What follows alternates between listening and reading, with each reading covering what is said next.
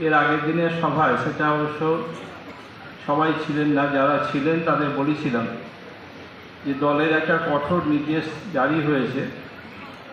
সেক্ষেত্রে বলা হয়েছে যে কোনো জায়গাতেই কোনো মানুষকে অন্য রাজনৈতিক দল থেকে গ্রহণ করতে গেলে জেলার মাধ্যমে রাজ্যের অনুমতি নিতে হবে। সেই মিটিংয়ে কালনা 2 ব্লকের সভাপতি তার বক্তব্য জানিয়েছিলেন। বক্তব্য জানানোর পর রাজ্য নেতৃত্ব সেটা পর্যালোচনা করেছেন এবং যথাসময়ে সিদ্ধান্ত তাদের জানিয়ে দেবে। ঠিক তেমনি কালকে আমরা দেখলাম যে অনেক সময় আমাদের নিজেদের মধ্যে মনোমালিন্য হয় কাজ করতে গিয়ে, হয়তো কোথাও কোথাও কঠোর সিদ্ধান্তও নিতে হয়, দল থেকে বহিষ্কার করতে হয়, সাসপেন্ড করতে হয়। কিন্তু যেটাই হোক সেটা মূলত ব্লক জেলায় জানাবে, জেলা রাজ্যকে জানাবে, রাজ্য অনুমতি দিলে সেটা কার্যকরী করা যায়। কিন্তু কোনো একজন ব্লক সভাপতি তিনি নিজেই সিদ্ধান্ত নিয়ে 5 জনকে বহিষ্কার করেছেন।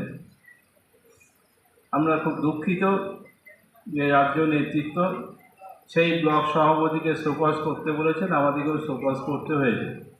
তার উত্তরের পর সিদ্ধান্ত হবে। তাই সেই ব্যাপারেও আপনারা নিজেদের মতামত জানাবার জায়গাটা জানিয়ে তারপর যে কোনো কাজ করবেন। আমরা যে বহিষ্কার করি সেটাও রাজ্য নেতৃত্বের নির্দেশের পর, তার আগে নয়। এই কাজগুলো আমাদের সবাইকেই বুঝে চলে করতে হবে। সবাইকে ধন্যবাদ জানাই। আমরা আজকের এই সম্মেলনের মাধ্যমে আমাদের জেলার বিজয় সম্মেলনী চালিয়ে যাব 18 তারিখ পর্যন্ত। বিভিন্ন পূজা মণ্ডপে গেছি, আমরা একটা জিনিস মনে হয়েছে যে মাননীয় মুখ্যমন্ত্রী মমতা বন্দ্যোপাধ্যায় যদি এবছর 1,20,000 টাকা অনুদান না দিতেন তাহলে গ্রাম বাংলায় আমাদের ছোট ছোট পুজোগুলো কিন্তু করা সম্ভব হতো না। সেই জন্য মাননীয় মুখ্যমন্ত্রীকে আমরা ধন্যবাদ কৃতজ্ঞতা জানাই। কিন্তু আমার চোখে পড়েছে কিছু কিছু পুজো মণ্ডপে যেখানে আমাদের মাননীয় মুখ্যমন্ত্রী 1,10,000 টাকা অনুদান দিয়েছেন, তার একটা ছোট্ট ব্যানার করার তাদের মানসিকতা হয়নি। এটা বাঞ্ছনীয় নয়। যদিও আমরা প্রতিবাদ করেছি, প্রোটেস্ট করেছি।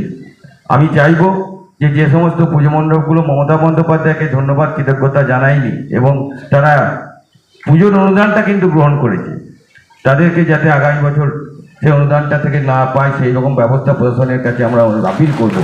এটা আমাদের অত্যন্ত খুব কষ্ট হয়েছে। মাননীয় মুখ্যমন্ত্রী এত প্রতিকূলতার মধ্যেও যেভাবে তিনি অনুদান দিচ্ছেন, আজকে 15,000 টাকা থেকে শুরু হয়েছিল, আজকে সেটা একটু একটু করে বেড়ে বেড়ে গতবার ছিল 85, এবারে হয়েছে 1,10,000।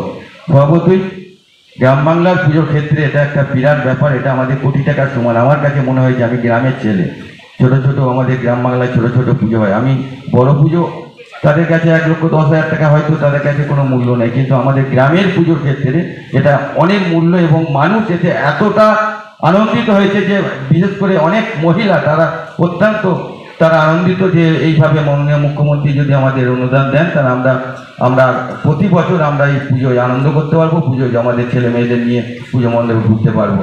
এবং শুধু সাথে সাথে তাই নয়, তিনি ইলেকট্রিকের জন্য 80% সাবসিডি দিয়েছেন এবং ফায়ার বলুন অন্যান্য যে কাগজপত্র করতে হয় সেখান থেকেও তিনি বিনা পয়সায় তিনি করে দিয়েছেন। এটার নাম বাংলার মুখ্যমন্ত্রী মমতা বন্দ্যোপাধ্যায়।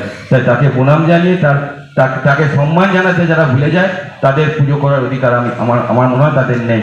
তারা হচ্ছে বাংলার একদম, আমরা কি বলবো, এক কথায় যেটা বলি যেটা হচ্ছে গিয়ে যখনই মাননীয় মুখ্যমন্ত্রী আমাদের অনুদান দেওয়ার ঘোষণা করেন তখনই তারা কোর্টে চলে যায়।